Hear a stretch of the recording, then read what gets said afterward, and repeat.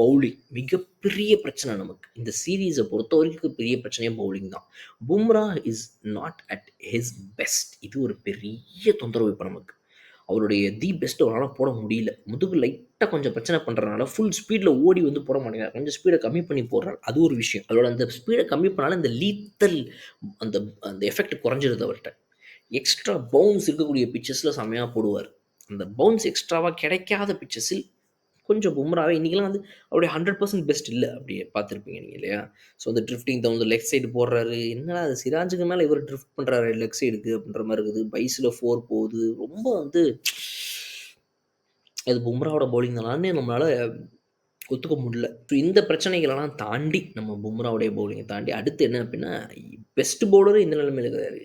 அதை விட கம்மியாகிற பவுலர் மோசமான பவுலிங் போடுறாங்க.